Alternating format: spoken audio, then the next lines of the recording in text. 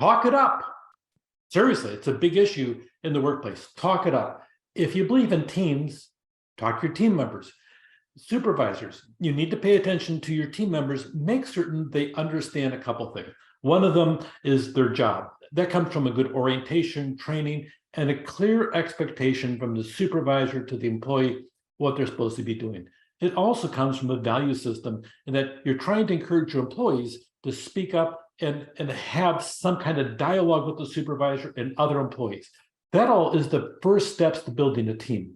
We're going to talk about this whole aspect of communication, which is really vital to the aspect of team, is vital to the aspect of transmitting value systems from the top down as what they expected in the organization. It really is a matter of trying to find out who was doing what and having a lot of good communication. The more communication, often the better performance you're going to be getting. It really helps coordinate work activities if it's done well.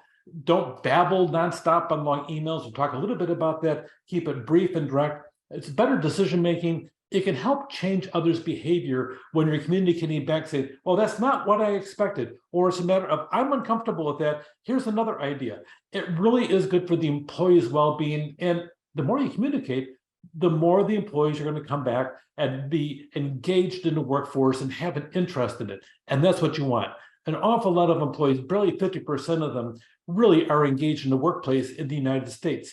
A lot of them, they come in and they just kind of check in, check out. There's even a thing out there called quitting on the job. Okay, you have that going on. You had in 2021, 11.3 million employees in the United States walked off the job and just dropped out of the workforce. We had 3.3 million come back the next year, but we still have a lot of people that just kind of walked away because they didn't think they were valued at work. They didn't feel engaged. They didn't feel part of it.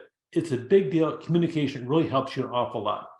In this entire chapter, in chapter 8, this is probably the single most important PowerPoint slide you're going to see.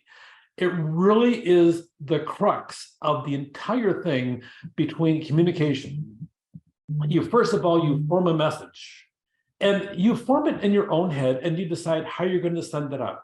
An announcement, an email, a text, a verbal announcement, call a meeting. It just depends what you have. You form the message in your head and you want to encode it. So you're going to sit down and go and encode it as to how you think it should sound in their heads and their minds when they receive it. And then you transmit the message. You transmit the message, and then the receiver, they're listening for the message, or they're reading the message, or they're doing both, or they're in the process, but they're listening to what is being said, and they take their own framework, and they have their own share of glasses they have, where they're going to be filtering that message through their own personal value system. And if you use slang in it, if you use something, a word that's ambiguous to them, they may misinterpret it or not even pay attention to it. And they only receive part of the message if it's not done well, or if they don't receive it well, they decode it, okay? And then they form feedback, and then they communicate back through either the actions they do or the things they respond back to. They transmit it. Then you're over here and you're listening to that. So you got the circle, and you have one message started over here, and now that message is going over here, and then the message comes down, and it's going to come back all the way back, and hopefully everything is okay and the message was communicated. But in the meantime, you got this stuff going, noise, and it is noise.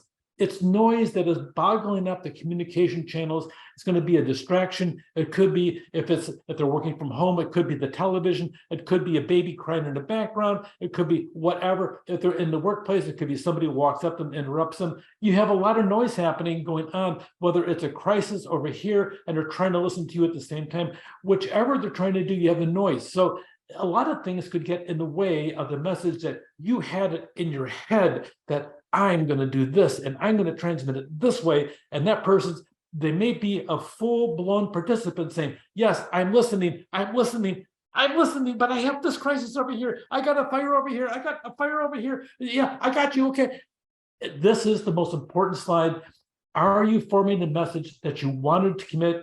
Are you transmitting it the right way? Are they listening to what you're having to say? And then are you double checking to see they really have it by listening to their feedback to make certain the message got through? communication, the sender and receiver, they have to have the similar code books. By code books, it could be language, it could be something in writing, whatever the code book is, really, you have to make certain we're on the same page. The sender has experience of encoding the message. They're both motivated and use the selected channel. Not one is emailing and one's texting. Okay, the sender receiver, they have shared mental models of what is going to be involved.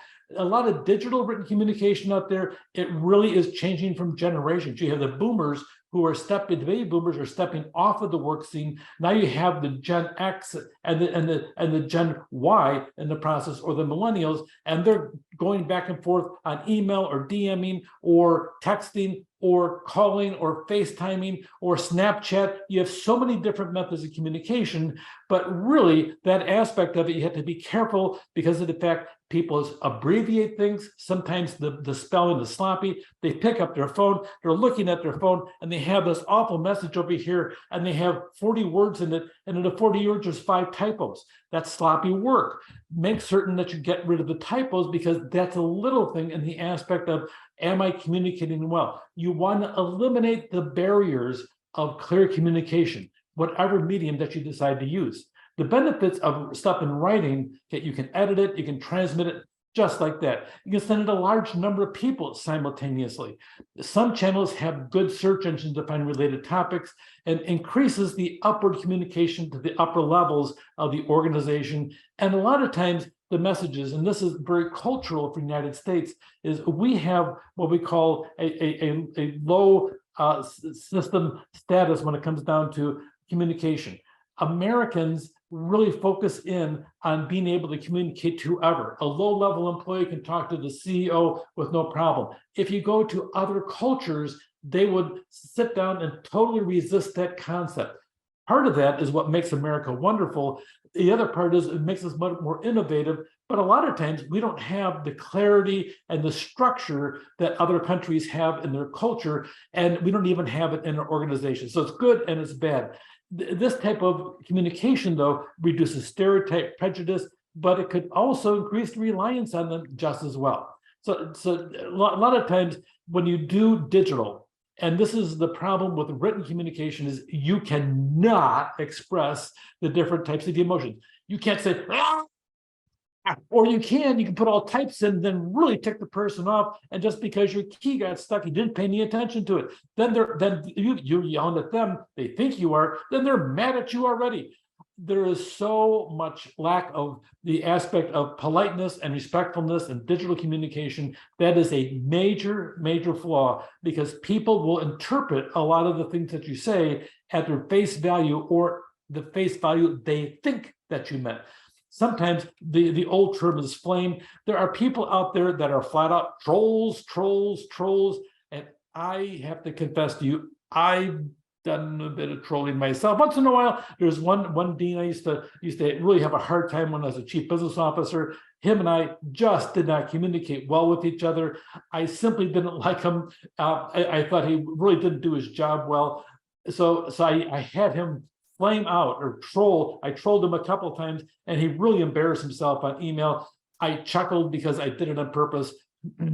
Sorry, a true confession time. I'm a better person now. Okay, but one time I went down with him, and I had a memo. I had a beautiful one-page memo I sent out to the whole college, and I got 3 questions back on my beautiful memo. Well, I thought, the message was right there. How come these people didn't get it? And they're all different, and they had different questions about different parts of it. So I'm giving a presentation about communication and teamwork, and the whole time I'm talking about teamwork, in the back of my head, I'm thinking, oh, this guy over here, you and him don't get along. And I'm giving this nice, beautiful presentation to an audience, and I'm back on my head and saying, you're a hypocrite. And I knew I was a hypocrite the whole time. I thought, okay, communication, teamwork. All right.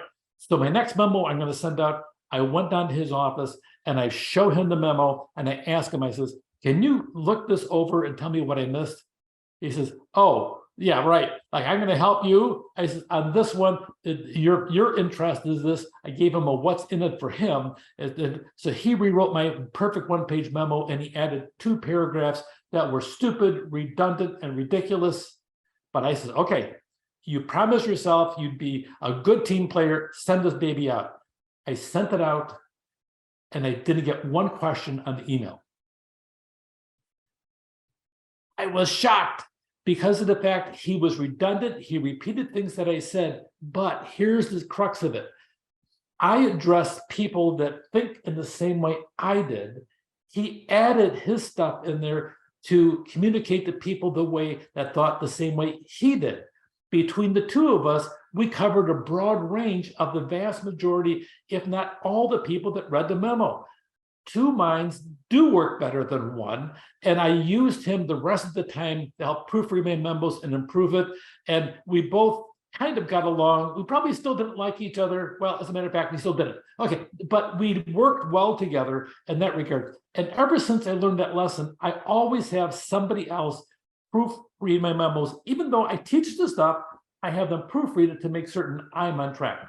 So make certain the emotions that you're including them, you're feeling about the aspect of it, and you're clear. And make certain that you don't contribute to overload.